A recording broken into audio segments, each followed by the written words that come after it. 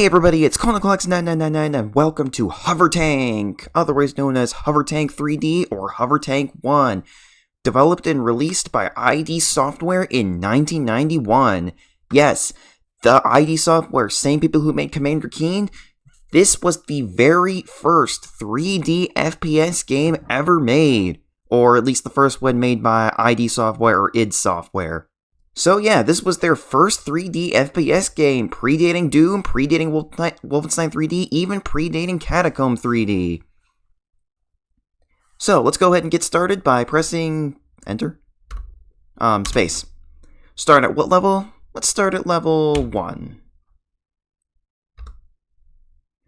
So, Hovertank 3D takes place during a nuclear war, and we are Brick Sledge, a mercenary hired by UFA to rescue hostages trapped in various locations during the war.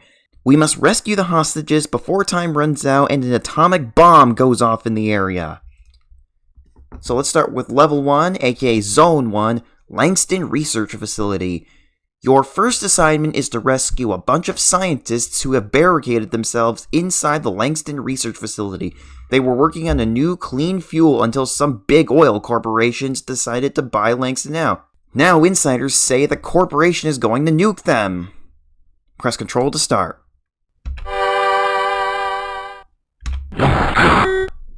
Alright, basic controls first and foremost. Use the arrow keys to move. Up on the arrow keys to go forward, down to go back, left to turn left, right to turn right, and press Control to fire your gun. Basically, we're controlling a tank that has no wheels. It just hovers, hence Hovertank. And you can hold Shift, or is it Shift? Yeah, you can hold Alt to go further. Holding Alt just makes you go back, but you can also hold back hold the down key to go fast backwards as well. You also can hold Control to charge your gun, and you will move slower while it is charged, but the shot will basically one shot will disappear when it hits an enemy. A charged shot will keep going all the way through them until it hits a wall.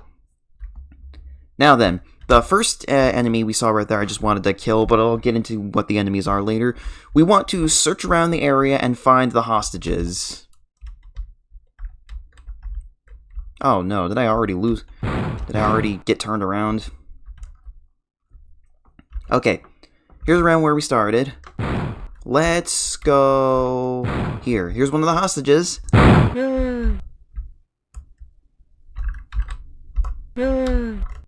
They just go like, yay. Ooh, hello there. I'm sure you must have a very beautiful gay.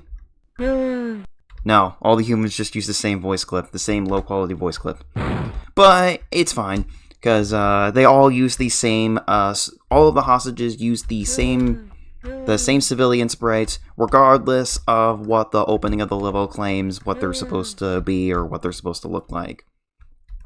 What you're supposed to do is, you're supposed to, basically take care of all of the civilians. Basically, either rescue them all, or if they happen to get killed by some of the enemies. And we are actually running out of time because I was spending a lot of time just explaining the controls.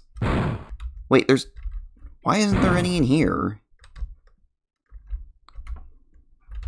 Well, as you can see by the HUD, there's 10 civilians in here, looks like. But if you look at the in the corner there, we actually have a radar screen.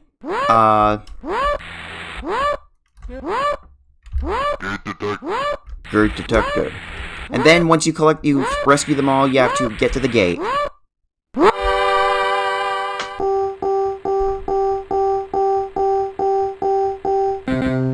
So, you will get 10,000 points, or $10,000 for every civilian you rescue, and then $100 extra for every leftover second you have. So, you get bonus points for how much time you had left. Before we move on, I'd actually like to redo level 1 because I almost ran out of time because I was too busy explaining. And the first enemy that we're coming across is called, all the information about this game, I believe, is from Catacombs wiki. And I believe that those big red things are called, just called mutants. And their sprite was even reused in the Catacomb games to, well, just be enemies there. So if these guys look familiar, they actually were reused from this game into Catacomb 3D and the other 3D Catacomb games. So yeah, controlling this can be a little tough sometimes, but you know, I think being in a huge tank that it would probably be easier to control than one with wheels, but still kind of difficult. So once again, once all of the civilians are saved, or some are saved and some of them die, the gate will open.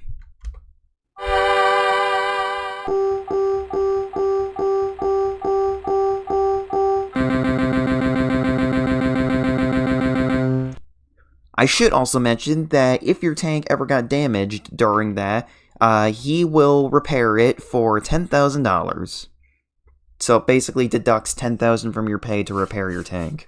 And by the way, I don't know what UFA stands for, couldn't find anything. Let's move on to Zone 2. Zone 2, Gardens of Marvin M. Mitchell. The Mitchell estate is home to many of the world's most famous activists, philanthropists? Don't know what that means. According to Google, a philanthropist is a person who seeks to promote the welfare of others, especially by the generous donation of money to good causes, according to the Google Dictionary. The Mitchell estate is home to many of the world's most famous activists, philanthropists, and do-gooders. We've just found out that a group of extremely rich industrialists have funded a tactical strike on the estate after some of the activists irritated some of their interests. To be fair, activists can be problematic sometimes. Like activists who block the road and then cars just plow through them being like, it's not that I don't support you, I just gotta get to work. And this enemy is a drone. It kind of looks like a squid saucer or something, but any enemy in this dies in one hit, and the mutants and the drones are fine to deal with because they don't shoot projectiles. Now, I should mention that I am indeed using maps for this. All of the maps I'm using are from Wolfenstein Wiki. So you go to Catacomb Wiki for information, and you go to Wolfenstein Wiki for maps. But I should let you know that the maps on Wolfenstein Wiki are a little bit inaccurate, so keep that in mind if you're going to use those. Because I don't think there are maps on... Oh god.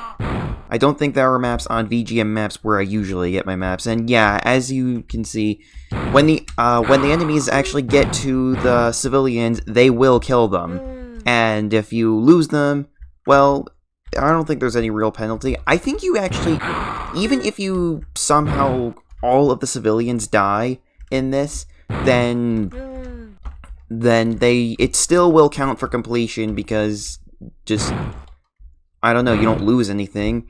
I mean, we are a mercenary after all. We're not exactly concerned with the safety of the civilians.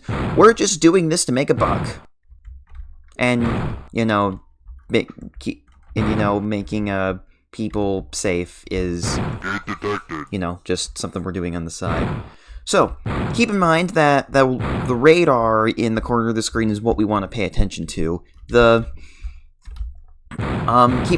in mind that things are a little bit offset to the up and to the side.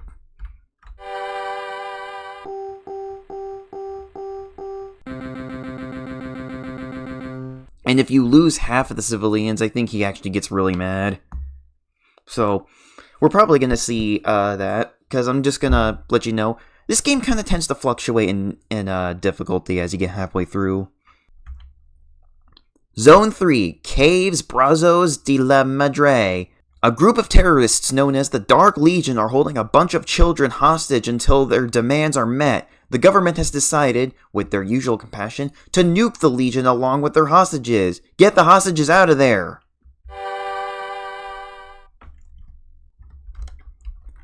Sad to say that the game has all the same sprites for the civilians regardless of what the level description says that they are.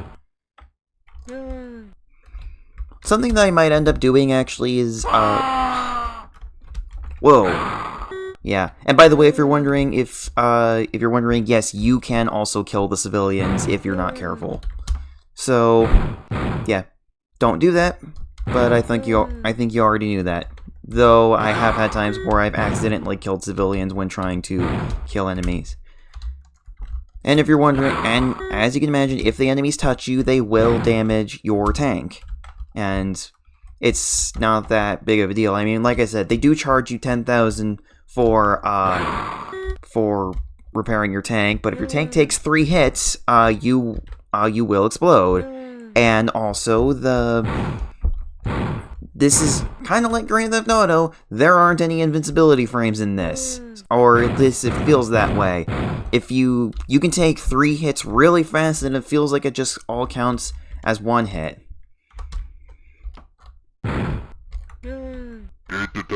There we go. So as we're on our way back to the gate, to around where we started. Sometimes the gate is around where you started. Sometimes it's somewhere else in an area that kind of stands out.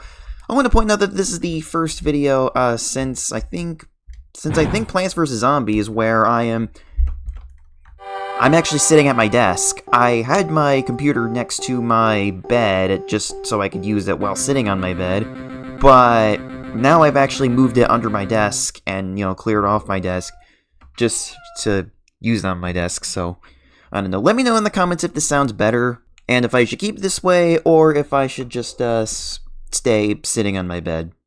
I really should get a wireless mouse and a keyboard, so that way I can just move my monitor to my bed and keep my tower here. Zone 4, Fort Smith. The last renegades of the local resistance are imprisoned for holding rallies and publishing their anti-government pamphlets. A superpower is planning to nuke Fort Smith with its strategic importance. We want those renegades! Whoa. Okay, I need to figure out where we are, because sometimes it places you down in kind of a weird-looking direction. Okay, so want to be careful going around here because we're going to have a new enemy. We have enemy hover tanks. So these guys actually fire projectiles at you, and if there's a lot of them, they can take you out really fast. Keep in mind though, the hitbox on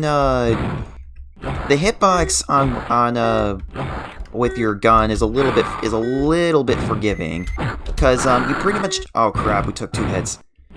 Because pretty much as long as the enemy is in your crosshair when you fire, you probably will hit it. Yeah, see, it looked like I shouldn't have hit it there, but we did. But also keep in mind that the dots on the map are a little bit off-centered, a little bit offset from the center of the radar. Now, the civilians are white dots on the radar. The mutants are red dots, the drones are green dots, and the enemy hover tanks are purple dots. Keep in mind, unfortunately, the mutants, the tanks, and the drones, I think one civilian's about to die, they all, those are the only 3 enemies in this game. Thankfully, though, there's only 20 levels in this game. It's not like Wolfenstein 3D where there's only 6 enemies in the whole game, and yet there's 30 levels for the base game, 30 additional ones for the prequels, and 60 additional for the 3 Spear of Destiny expansions. So, yeah. Wolfenstein 3D, and the whole game only has 6 enemies, and it usually only uses the same 4. Sadly, I think yeah, I think Wolfenstein 3D is a good game, but I do think it really overstays its welcome. Oh God, okay. So as you can see, we've been taking hits, and that little thing in the HUD down there with your tank, green is max health, yellow is 2 hits left, red is 1 hit left. If you get hit when it's red, you're gonna get blown up.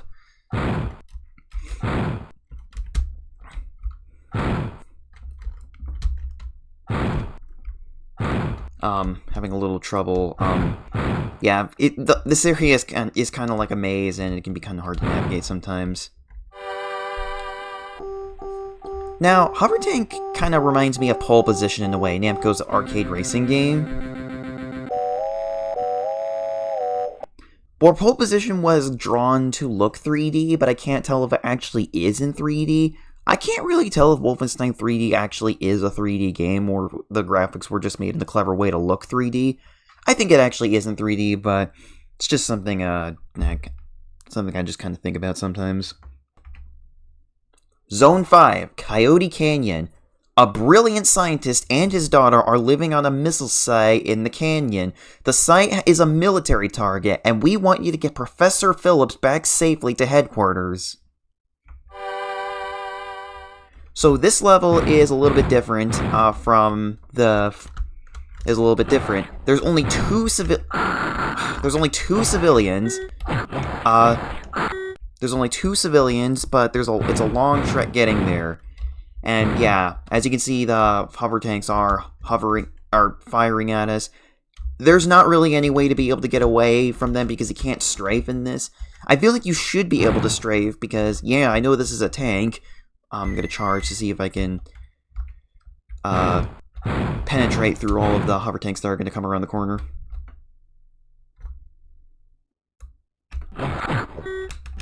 Okay, so yeah, I feel like you should be able to strafe in this because, like I said, it's a hover tank. There's no traction.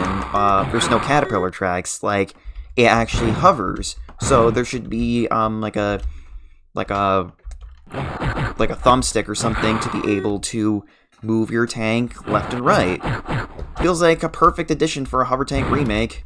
Would love to see a remake of this game. Just want to be a little bit careful. I don't think we're gonna do this, but I'll try anyway.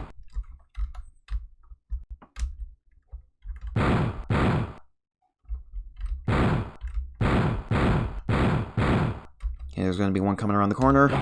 Okay, that one was moving pretty fast. You gotta, yeah, pay attention to the radar and make sure your gun is ready. See, oop. Okay. There's a drone over there in the distance, but luckily, it can't fire at us.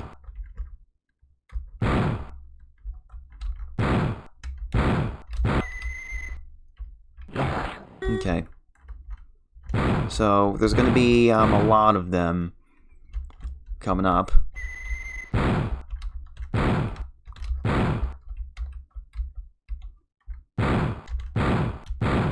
Alright, now we're getting to some different colored walls, which shows that we are getting close to the civilians. One's coming around the corner. Watch the radar. Uh-oh. I think one's gonna come from that corner over there. Oh, come on. Okay, we got lucky there, but there's more tanks coming. Okay. So, once you get to this area with these what red and white and red blocks, this is where the civilians are. And I believe that the tanks, or not the tank, but the gate is going to spawn here as well. And by the way, guys, any artists in the comments, take these sprites and draw them. I want to see what these guys would look like in higher resolution. Gate detected.